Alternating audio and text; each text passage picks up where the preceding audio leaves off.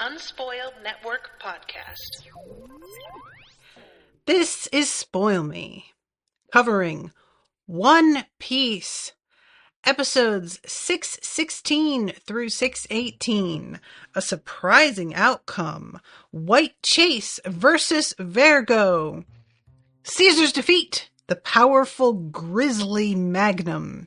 And Raid, an assassin from Dressrosa.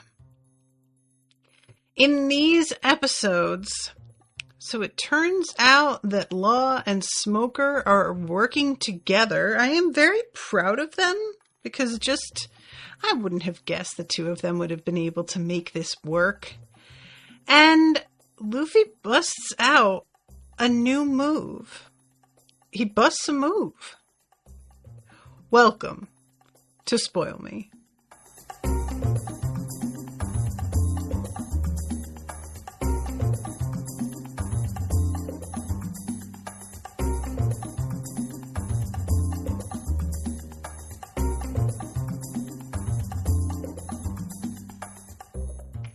Welcome to the show, everyone. I am Natasha.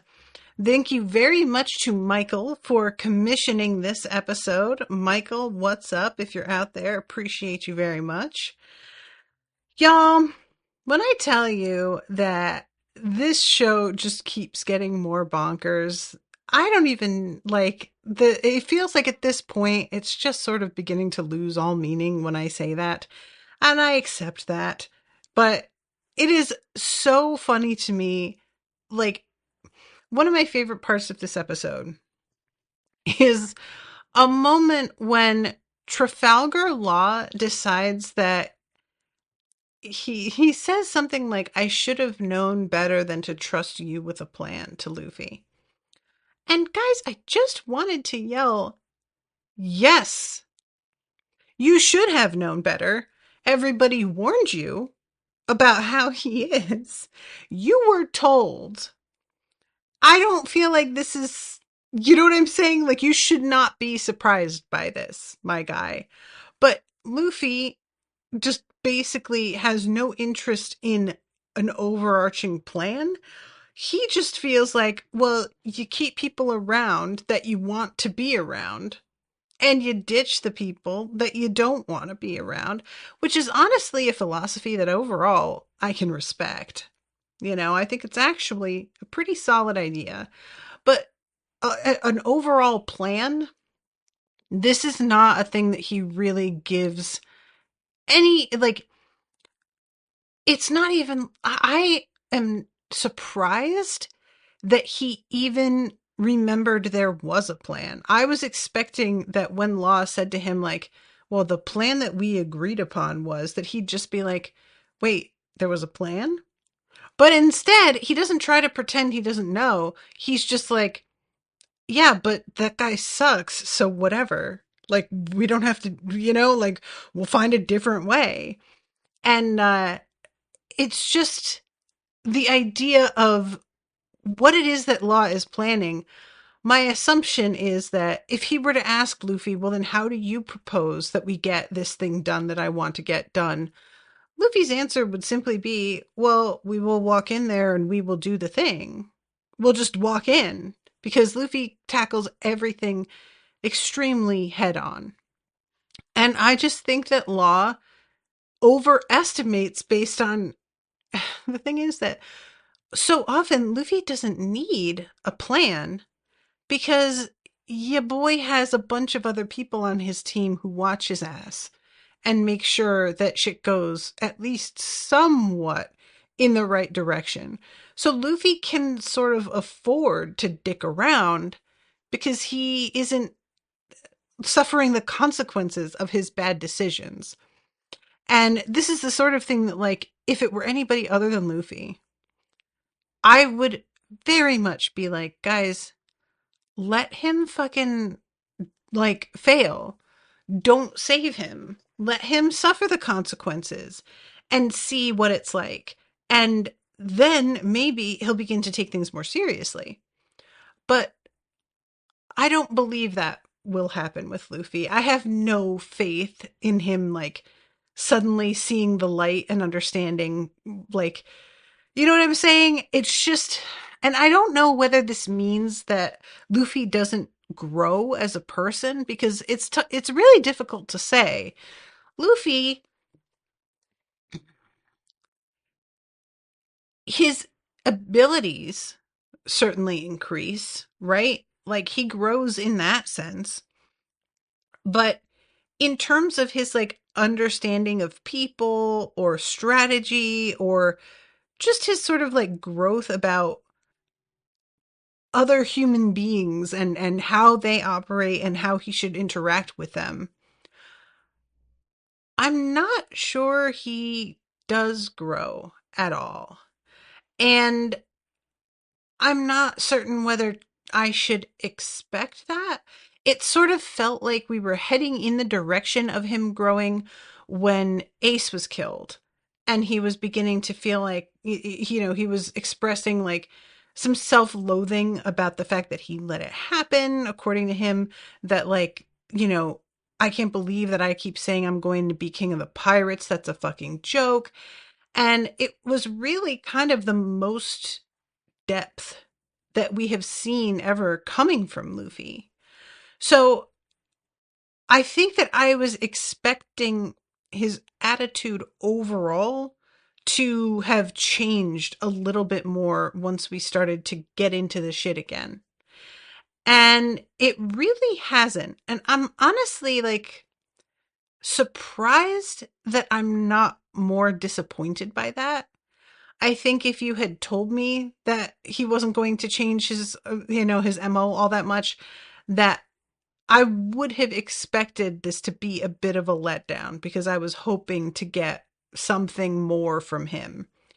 But honestly, in practice, I can't be that mad about it, because to a degree, you can't change like the fundamentals of your personality, you know?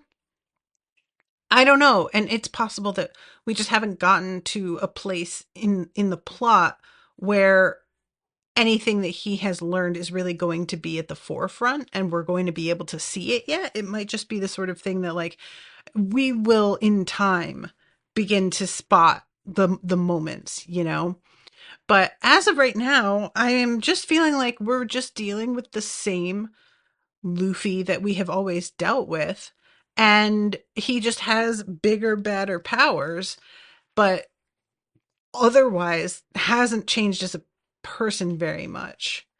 Um, Seraphim says, one thing I've seen said a lot is that One Piece is a great example of the difference between character growth and character development. That's interesting. Yeah, that's interesting. Okay, I'm going to kind of keep that in mind. That said, all right, let's start off with a surprising outcome. White Chase versus Vergo. Now, this episode begins with Caesar Clown being very upset that Luffy broke his nose. You guys, this isn't even the grizzly punch yet, but it is so fun because Luffy has apparently created like a straight up indentation in Caesar's face. Once he takes his hand away from his face, his fist has created these like finger divots his fist has created finger divots in the front of his face. And it is so freaky because he keeps up with this. Like, the thing about injuries on this show is that they tend to be somewhat fleeting. Somebody will suffer a terrible injury, and unless it's something that's meant to really stick with them, for example, like Luffy and his injury on his chest from defending Ace, which is like, that's a major character moment for him. That is something that there remains a scar, and you can see where this happened. Or Zoro and his eye. But this usually is something like they will disappear. And it will not even be until the end of the episode, and they will have disappeared. But this indent on his face sticks around for the next 2 episodes, I think. I believe he still got it from like most of the night. It may just be this one. I may be over remembering, but it just stuck around so much longer than I thought it would.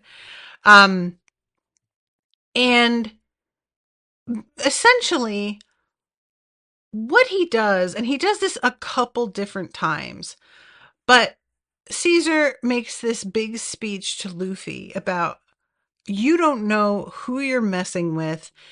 The person in charge of all of this is Doflamingo. I work for him, and if you are fucking with that guy, you don't understand the connections that he has, and he could take you and all of your friends down with you. So you really need to step back and consider whether or not this is something that you want to get entangled with, because you may regret it. And as he's saying this, Luffy just begins to slowly approach him. And I love it. Luffy is not answering him, not saying anything. And he's just like, well, like, are you even listening to me? Did you even hear what I said? They'll rip you limb from limb and dump you in the sea. Just a quick apology. Do it right now and I can let you off the hook. Do you guys want to know something funny? I know that, like, it's most likely that this guy is full of shit. You know, a quick apology and I'll let you off the hook. This dude was very much ready to sacrifice all of his guys with the quickness. And I have no reason to really believe when he says we could just let this like be bygones here, you know? I have no reason to believe him when he says this, but I'm going to confess to being a real numpty and admit that a part of me felt like he seemed sincere here. That he really was just like, well, dude, we can just let it end here. And, sir, who do you think you have learned nothing about your opponent in all of this time? Like, I can't believe that he is still out here trying to wheel and deal and intimidate Luffy. What has made you think at any point dealing with him that this is something that would work? So finally he does Gastille and he opens his mouth and it's like he shoots a laser or something. It's like almost like he breathed fire like a dragon. He calls it a gas burner attack, I think is the way he says it. Now once it clears, he's taking a moment to gloat thinking that Luffy is okay. And then Luffy is directly behind him. And it is extremely funny because the way he screeches, this voice actor, delightful. I'm sure that since you're a rookie, none of this feels real to you. But Vergo is right here in the lab. Nobody can stand against his armament hockey. They're all goners, Smoker and that fool Law, not to mention your crew. I don't understand. I told you you're all going to die. Why aren't you listening to me? This is the only way that this could work, right? Like, this is what you have to do whenever you have got somebody who actually is probably a little bit too powerful for Luffy, if we're being honest. You have got to find a way for Luffy to overcome them.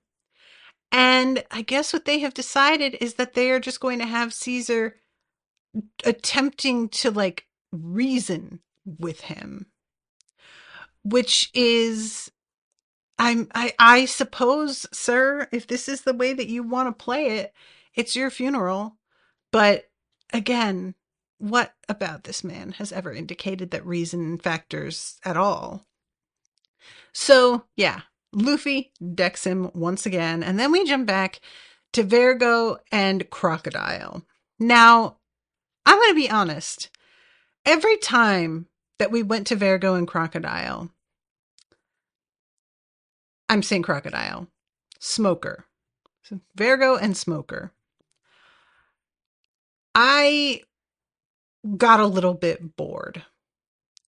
I just don't the once we have the reveal of the fact that Smoker and Law are working together, very well. You know, that I'm on board with. I like this twist. I was sort of wondering what was taking us so long, here and bouncing back and forth with the same dialogue over and over again. This in particular got drawn out way too much for me. Because it's just a lot of like, Smoker's just like, well, you betray the Navy. I'll never let you get away with it.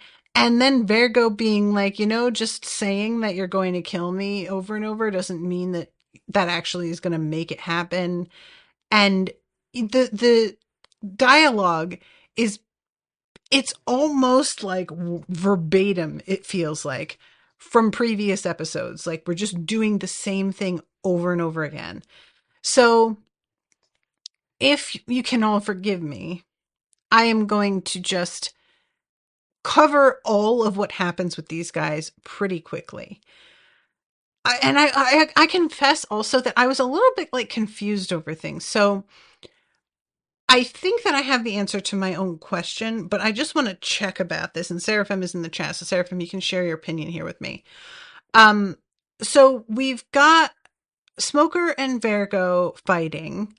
Eventually Law gets up and starts to do the whole like, yeah, I'm going to take you down. And like, once again, I would like to register my feeling of sort of, dude, he is literally holding your heart in his hands. What exactly do you think you're going to be able to do? So eventually Smoker gets completely knocked out, right? Like just laid out. And I was a little bit confused over, he has this flashback, I guess you would call it, where he is remembering a conversation between him and Tashigi. And I can't remember what exactly it is he says, but she basically is like, I don't care. Our men are in trouble, are like, they're depending on us, and we can't let them die because of our pride, right? And then he sort of comes back to himself. And what I thought I was going to get here was a moment of him realizing that, like, he maybe is actually going to lose this fight, that he is letting his pride dictate what he is doing, and that he should back off and maybe like leave it to Law, or I don't know, something like this, that it was going to be. And now I think what it is that he is remembering the words that she said that caused him to team up with Law. I just, I hope that I'm getting that right, because when he continues fighting after that initial moment, I was sort of taken aback because I really thought I knew what it was that what conclusion he was coming to based on the flashback, like the lesson that he was going to learn. Um, but he continues the fight and he starts to create this cloud of smoke, and Vergo is straight up like, I don't get what you're doing, dude. Like, you are making it a lot easier for me to hit you. You know that, right? So why are you doing this? And he is only considering this in the most sort of condescending way. It doesn't seem to ever occur to him that there is a method to the like reason for this. Um, and so long story short, bruh is eventually surprised to find Law is behind him and has got his heart back and is just popping it back into place. Surprise, bitch. I actually found this really satisfying because, yeah, I was getting so bewildered by the fact that Law seemed to be doing the same thing over and over again. I was just like, do you keep picking the same fight? All you're doing is getting up and being like, hey, dude, you can't push me around. And then he goes, can't I? And squeezes his heart and sends him to the floor. Rinse, repeat. So I was so like, why do you just, I keep expecting you to pull out a new weapon, a new, like, you know, means of defeating this man. And you just keep not doing that. Stay down, my guy. Like, what are you even getting out of this at this point? Well, that's what. So, yeah, good for you, Law. Good for you, Smoker, on being able to be a little bit flexible with your morals, I guess. Like I'm not sure if that's the way that I want to word it, but I will. But the two of them working together was not something that I had considered. So that's something. Um so let's go back to fucking Zoro, who is carrying Tashigi, and he is not listening to what she's telling, where she's telling him to go. Eventually he does, and it's like all he had to do was keep going straight, and he somehow just manages to not do that. So he's carrying her. Eventually he gets yelled at by Sanji, who says that you're carrying her like a sack of flour. That's so disrespectful. And then we jump over to Sanji and Robin and Nami with all the kids, and Sanji giving the men the orders to like make sure that the kids are okay. It turns out that Chopper is off with Mocha, and he is inducing vomiting because she ate all of those damn candies at the same time. So she is going to be okay. She winds up basically in like a coma, and they are carrying her on a stretcher for pretty much the rest of these two episodes, and she's got like a bunch of bags hooked up to her like IV style. Um, we also have the samurai who has found out that his son has been turned into a dragon, and he is drawing the same conclusion that I did a couple of episodes ago, assuming that that the dragon that he like beat the hell out of is his son, and is understandably very, very distressed about this. I felt so bad. I just, it didn't occur to me that he would get the information in the same way that I got the information. And so he wouldn't have any way to like confirm that this is not the case. So I just felt so bad for him because he just keeps like yelling at himself how he's this terrible person and totally unworthy of life. And I was like, bruh, you couldn't have known. And besides, that wasn't your kid. Relax. But yeah, he is not going to go easy on himself, as it turns out. Um, so let's see, I'm trying to make sure that I like leave some room for, oh my God. Okay. So let's talk about Usopp, because, he has been sent out here. This dude, I'm going to read this dialogue. The sea prism stone handcuffs, they could be in this room. And he's pushing on this door. No, I don't think they are. The Usopp alarm going off in my head is telling me there's nothing there and I'd be better off stealthily running away. Yeah, that's it. I'll just pretend I checked in there. I'll say I found a suspicious room and looked inside for the sea prism stone handcuffs. And as he is saying this, he has his arms crossed over his chest and his eyes closed, and he's just sort of focusing very firmly on developing this story that he is going to tell. And as he does this, he looks up, and all of the men in the secret room are there and just look up and are just like, what? And he gets this expression on his face. It is so funny. You guys, I have never seen, he turns this shade of like periwinkle. It's so confusing because usually when somebody turns red, that means they're embarrassed. And when somebody turns like a pale kind of sickly blue, that means they are frightened, faint, something like that. And I have never seen anybody turn this like weird lavender color before. I don't know. I'm like, obviously, what he is feeling in this moment has to be fear. but it just is such a weird color choice that I was watching this scene like, wait, what the hell is supposed to be going on right here? I think it's just meant to be fear, but and it's sort of weird because like Usopp is also allegedly coded to be black, even though his skin tone is quite light.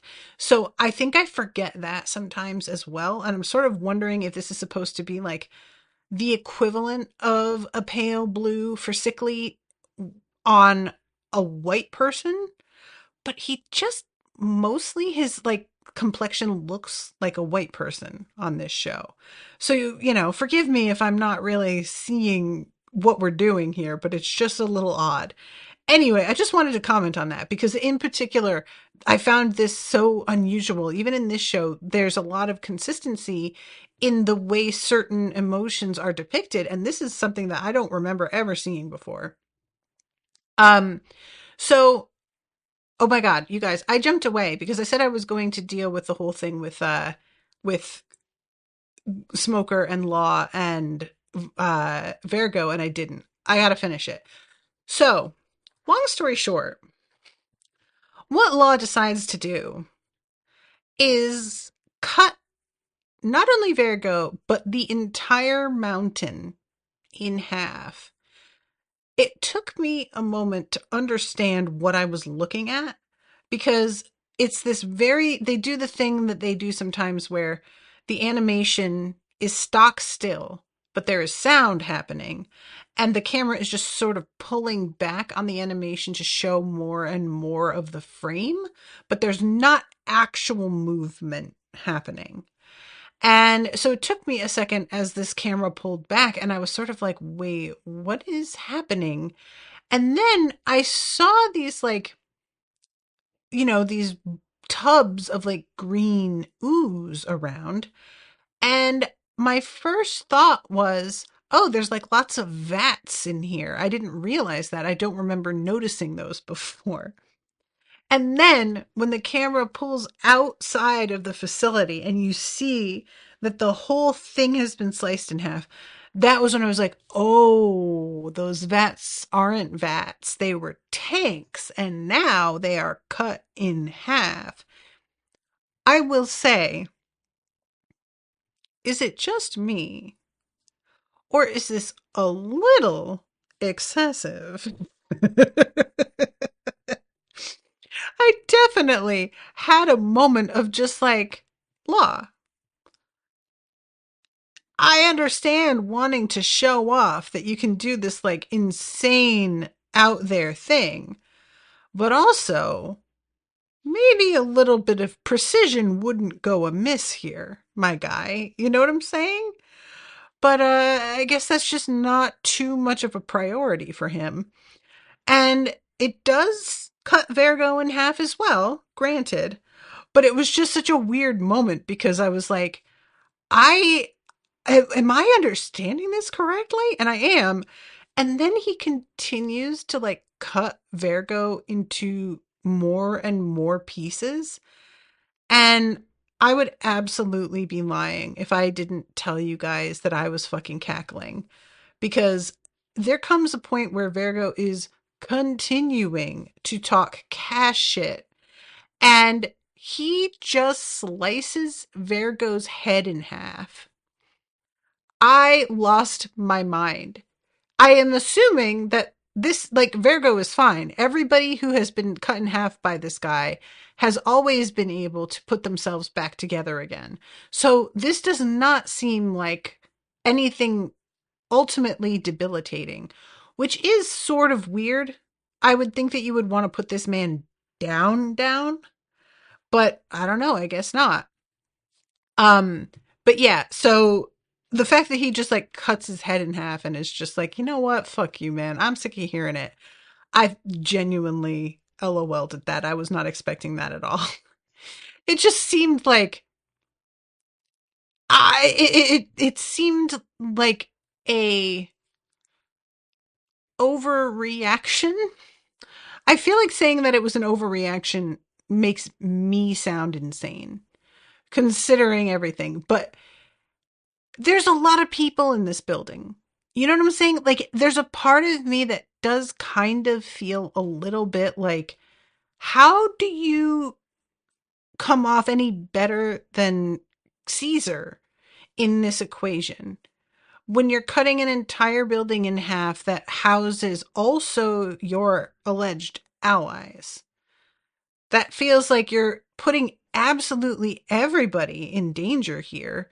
And I don't feel like that's a good thing. Like, it's a badass thing to be able to do, but where's the line between being badass and just showing off for no reason and putting everybody in danger? That's the part that I'm sort of hung up on, is just like, what effect does him doing this have on everyone? Because what is outside is a toxic gas. So isn't the whole building going to fill with gas now? Or am I misunderstanding the way that this is set up? Because I assumed that where he cut would also, it would, you know, filter into building R as well. So I feel like I have to be missing something, because this just seemed like you fucked things up for everybody. I don't know. Anyway, so that's what's going on with them. Um, and let's see. Oh my God. I did talk about all of this with the two of them without ever pointing out the bananas transformation that Vergo goes through. He turns into, and I think that the effect here is supposed to be that he is just completely covered in armament hockey, that he is just all, but he looks like an evil Hulk. He's like purplish and shiny, and the part of the thing here is like, he has the transponder snail in his like jacket pocket, so Law knows Doflamingo is listening to their whole conversation, and Doflamingo is very smug and pleased with himself, and Law basically tells him, like, you do not know what you're dealing with here. Doflamingo tries to be like, oh yeah, and shows off Vergo in his most terrifying form, but then it doesn't matter because Law is able to take him down anyway. So, um, sorry, Seraphim. Oh my God, Seraphim! I didn't see all the comments. I'm so sorry. Um, they are in a separate portion of the facility from everyone else, but I can't quite blame Law here, given how tough Vergo is. Going for anything less than max power would have been a risk. I think that's my issue, is that if your max power isn't precise, that feels less impressive to me. Like, if your max power can't be focused into taking down one person and instead poses a risk to literally everybody in the vicinity, that actually feels not that badass to me, and kind of like a shortcoming.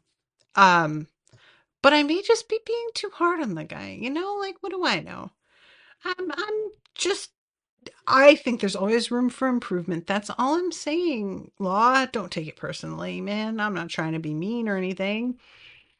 Um, anyway, so yeah, so that's what's been going on with them. Um, and let's see. I'm going to jump over to Caesar's defeat, the powerful Grizzly Magnum. Um, so the Grizzly Magnum, because like the fight against uh Caesar, he is getting very angry over the fact that Luffy is busting up his laboratory with like what's going on. And also Law. And there's like pieces of the ceiling caving in. And he's just yelling, what is going on? This laboratory is my paradise, is what he says. It's crumbling to pieces. Why isn't Vergo doing something? And this is when he starts to get truly, So I don't really understand this, you guys. I'm going to be honest. I guess it's supposed to be just that Caesar has lost it so completely that he isn't really considering how he sounds. But basically, what happens is that Caesar demands that his men open all of the doors and let the gas in. They refuse because they are in there with the gas and feel a bit of a way about being poisoned. And he yells at them how they are totally disposable. Nobody would even notice if anything happened to them, never mind care. Do what you're fucking told.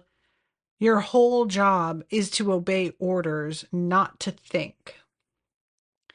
And you are all just disposable and the dregs of society.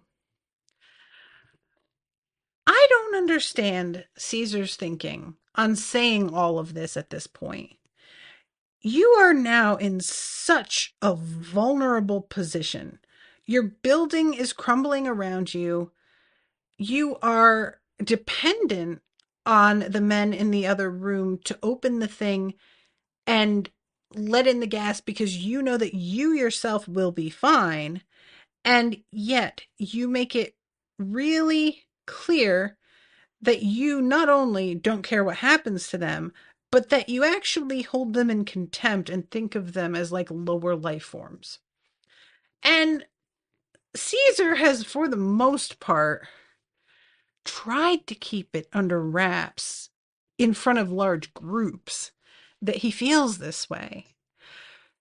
So I guess it's supposed to be like desperation that is causing this like this reaction in him, but it feels really strange to me because it's just the exact wrong time to be saying this sort of thing. And I would, I just it's not even just like, oh, I just blurted something out in the heat of the moment because I wasn't thinking. He goes on a long rant and begins to like respond to his men repeatedly saying things. And it just got to this place that I was like, bruh, what are you doing? Like, you are fucking yourself.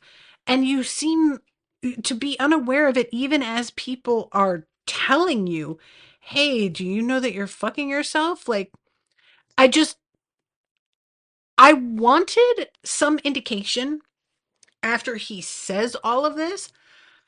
I wanted some indication that he realizes he has said too much. I wanted there to be a moment where he sort of goes, just kidding, like, and just like understands for a second. I really didn't stop and think about my words here. I was just like flying off at the mouth because I am trying to talk shit in front of Luffy.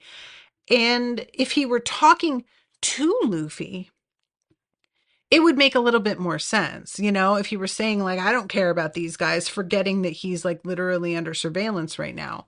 But it's just, he has so many chances to do that and stop and be like, oops, and continues to talk. And there will even be like a break and we come back to him and then he says another thing.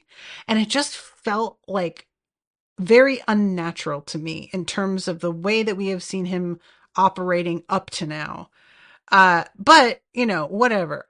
All of this to say that it doesn't even seem to matter because despite him saying these things, his men take it as like, oh, well, we know he cares about us so much. So it's obvious that he must have some sort of plan and he is just saying this for Straw Hat. So yeah, we'll open up the thing and we'll do it. And like, they could have, I feel like it would make more sense if he told his men, like something like, I have a plan, nothing will happen to you. And then he was just lying. It is sort of funny to have the men explain the thing away in its way, because like, if anybody has ever been in a comment section of somebody who is a real piece of shit, you will have seen firsthand how people will just do cartwheels to try and excuse bad behavior by acting as if somebody is just doing, like, the common phrase is, you're playing checkers, they're playing chess, which is meant to be like, you don't understand that the tactics that they are deploying here, because you don't understand the complexity of the game, and therefore it's over your head and you're not grasping it.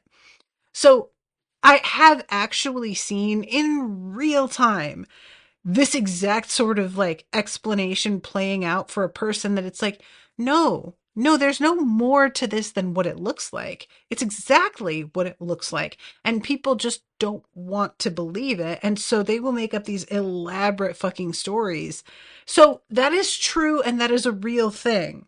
And in that respect, I thought that this was funny and actually worked, but it just didn't make sense for me that it would have made more sense if Cesar was saying all of this and didn't realize that they were hearing all of it, you know? And they thought he knew that he was being heard and that he was saying this for their benefit. The idea that he is saying this directly to them the way that he is just felt like he has gone to so much trouble to, like, try to cover up the way he really feels about everybody, that for him to suddenly drop it now is just sort of odd. But anyway, so these guys are just like, yeah, it's gotta be. So they open up the thing and tell him like, yeah, the gas, it's coming in, boss, don't worry. Meanwhile, they start to realize, oh shit, it's coming for us. And that there was no plan, and that they are all going to turn to stone. The way that Caesar describes it is that like this gas attacks your nervous system. I don't feel like that even should be mentioned, because they are clearly turning into an entirely different substance, which that's nothing to do with the nervous system. Let's just keep that fake science out of there, since it doesn't mean anything. But yeah, so he winds up sort of mutating once he is exposed to this gas. There are some characters on his cloak that appear, and I'm not sure what they say. The Hula doesn't give me a translation of them. And his head grows this sort of like, it almost looks like coral out of the top of his head that I think is meant to sort of be a crown. And he is towering over Luffy and is like, take a good look. Are you still certain you want to fight me? Are you strong enough to face the power of science? And Luffy hasn't moved a muscle. This dude keeps being so sure that he is intimidating him. And Luffy hasn't been impressed with anything. My guy, please learn who your audience is. So this is when Luffy runs away, and both Caesar and all of the men that are in that room with Usopp, they all think that Luffy is bailing out. And because Usopp showed himself, there was like the debris falling from the ceiling that came between him and the men that spotted him. So for a little while, Usopp was like out of sight.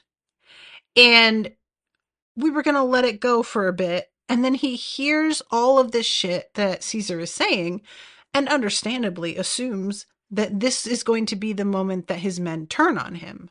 So then he steps out and he's like, hey, I know it must suck to hear him talk like this about you. And then it turns out that they are not turning on their boss at all. So sucks to suck. Well, once they see Luffy running away, all of them are just like, is this your fucking leader? He's just taking off, and like, all of you guys are just going to be totally screwed, and you're supporting him. Are you for real? And he, of course, is, I love that he says something like, honestly, if Luffy were the type to like get up and run away when things got tough, it would probably be easier, but he doesn't do that. You guys will see in just a second what I'm talking about, because that's super duper not what's happening here. And I did think that that was funny because, like, bruh's correct. Um, so Luffy, it turns out, ran off so that he could get a better distance for using his grizzly level attack. And he says, I'm going to finish you now so I never see you again. And as he is sailing towards Cesar, Cesar is thinking to himself, amazing, my demonstration will have the perfect ending. Cesar, you just are such a dope. So Cesar lifts his hands and says, now die, and holds his hands up toward Luffy. Doesn't see that Luffy has built up this sort of like momentum in his fists, which have been holding onto the door jamb of, but like in the hall behind him. So he releases Grizzly Magnum, and they're two fists about the size of houses. All black. I'm assuming the armament hockey is on them. And they come and hit in such a way that it looks like the two of them are holding hands, kind of. And as he's holding Luffy's hands, those hands begin to turn like white, like they're turning into that stone substance. And he is saying, like, aha, Punk Hazard has defeated you. And they're turning white up further and further, like almost up to Luffy's wrist. And Luffy says, shut up. And as he does so, it's like the hockey of his shout shoves his hands further and further forward until they break through Caesar's own hands. It's like they have pushed through until they dissolve. And Caesar starts to cry and says, we can make a deal. You can work under me. And I was just cracking up at the very idea that this man is about to be beaten so goddamn badly and he still thinks that he can be the boss. Like, bruh. So Luffy punches him backwards through the wall. Caesar's eyes bug out of his fucking head. And he goes sailing down this, like, chute. And I don't know if it's, like, toward the incinerator, like where Luffy went, but dude is definitely not dead. And Luffy is just like, as long as he's gone, I don't care. Understandably, later on, Law is like, dude, this is not the deal that we made. What are you doing?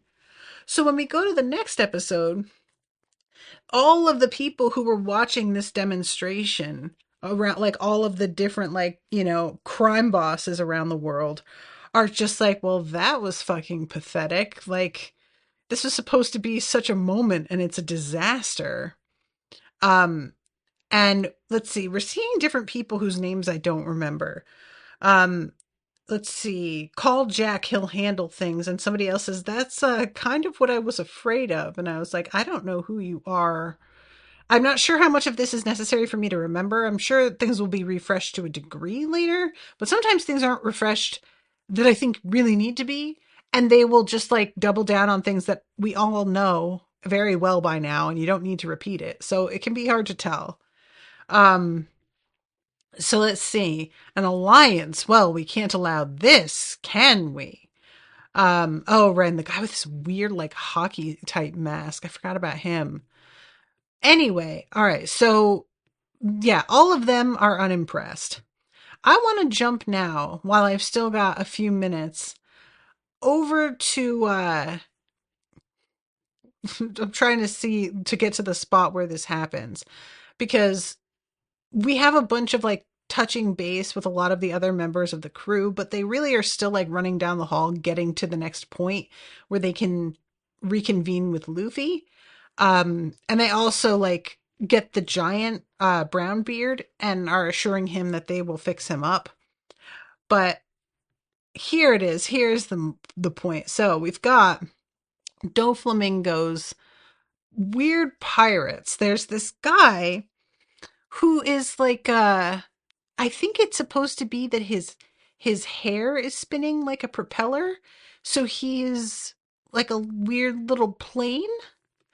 And then the girlfriend of Trafalgar Law, I think, is standing on his back. Am I correct about this? I can't remember if we ever really establish what the deal is with who she is. So let's see. Okay, his name is Buffalo. What is her name? Baby Five. Once this mission is over, then I'm done. I'll kill him. Do you hear me? With my own hands. I won't forgive you, Joker. So cruel. So I guess she is his girlfriend. You killed my fiance and burned his town to ash. How many men must you kill? Every time I get engaged, you blow my darling to little bits. 8 men and 8 towns. Enough is enough. Why won't you let me be happy? And Buffalo says that's how he shows his love. He's just protective. Him blowing up a town or two is just a sign of how much he cares. It's just because you can't say no to those chumps. And she says he said he needed me. How could I turn my back on him?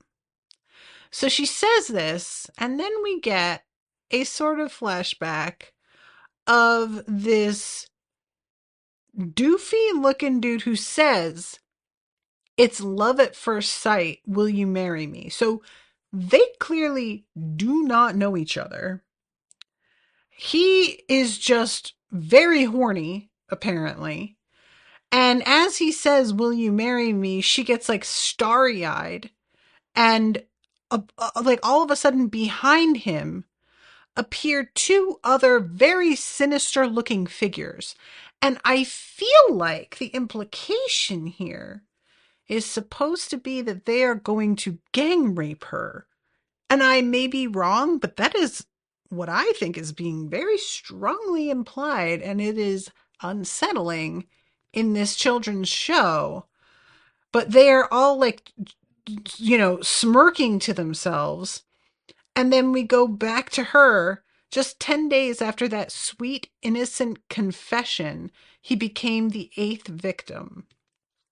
So, what we are finding out is that I guess Doflamingo is her brother, right? That's what I'm. So, it wasn't Law that she was into? I don't even know. But she, like, Buffalo asks her for 2 million berries, and she, like, agrees to take out a loan for him because basically her personality is that she will do anything if you make her feel like she is needed, which is such a weird. This is one of those things that it's very hard for me to believe that there are people out there like this until I meet one. And I cannot. You guys, there is somebody that I am not close with, but who I have had a couple like recent conversations with, that it was so startling to me when they shared a couple of stories about how they move through the world, because they put up with the kind of shit that I would never even entertain for a moment, and really do not see what the big deal is or how clear them being taken advantage of is. And it's like, it's really awful because you try and point it out to them, and it's not just me trying to convince them. There are other people involved in the conversation, and they're like, well, you just don't know them, even though they have like several other of these stories going on in their past as well, that they should be able to see this behavior by now.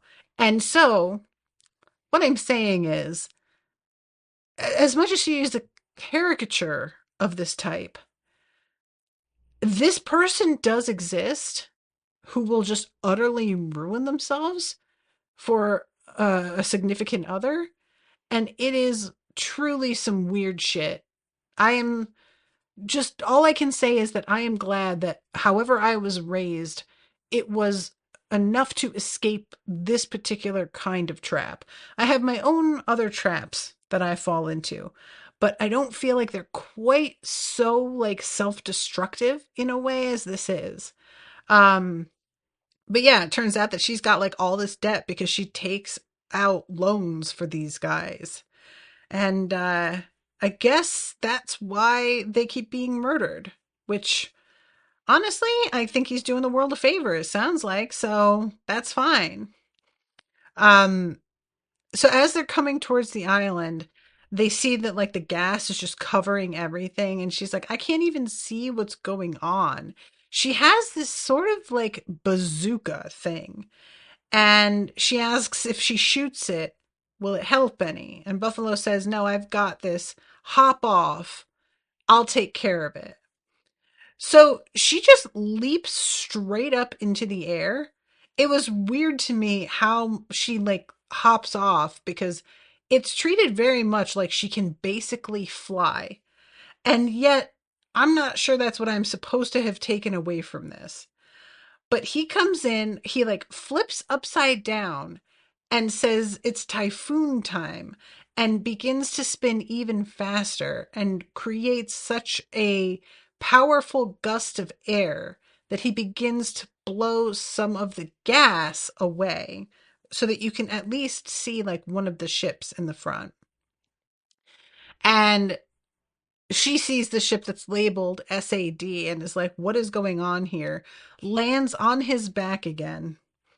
And I'm assuming that this is meant to be like a shipment that was going to head out soon.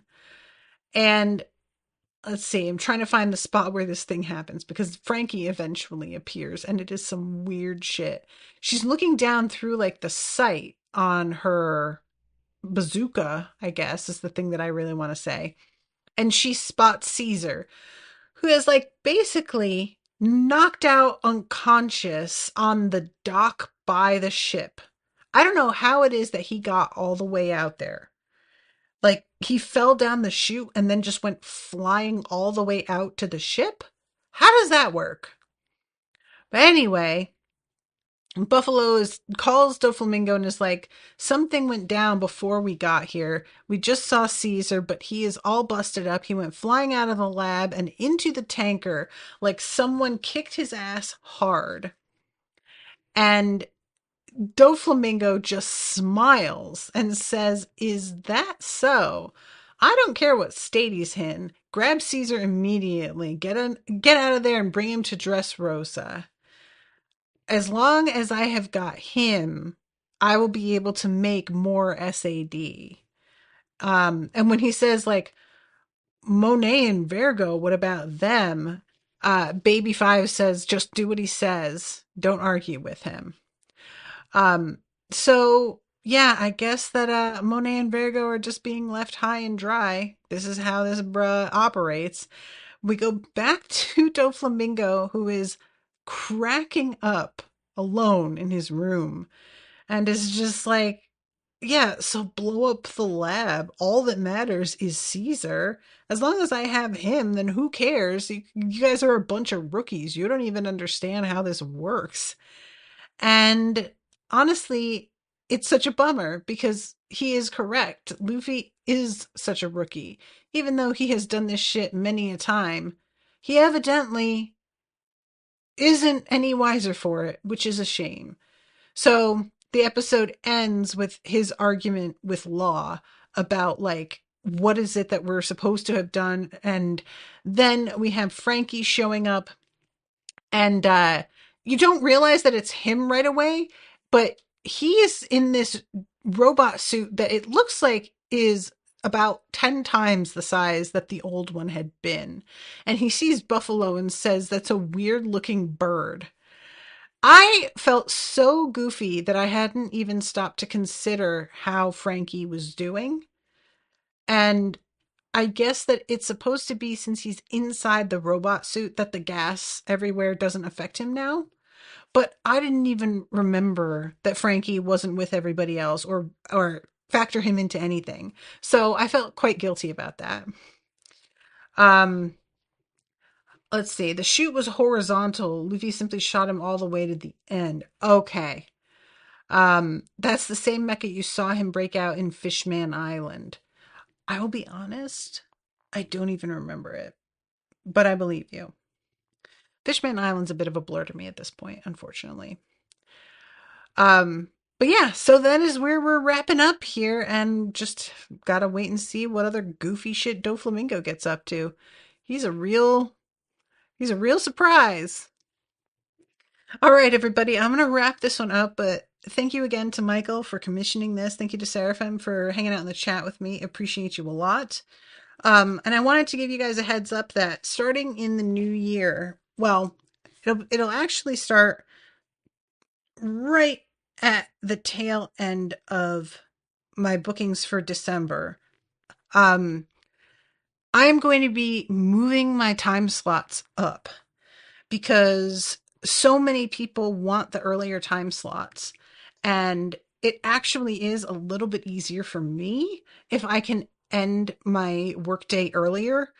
So I am going to be starting in December, beginning at a 2:30 p.m. Central Time slot. But you guys will have a lot of warning on that. I've changed things up on the booking website. And I talked to Florian because like he books a lot of the One Piece episodes and he has such a big time difference where he is. And it is a lot more convenient for him for the episodes to be earlier. So I took that into consideration as well. So I just wanted to let you all know about that change, and I'll mention it again, not just a little closer to the time, but I wanted to give you all a heads up. All right, everybody. Until then, toodaloo, motherfuckers.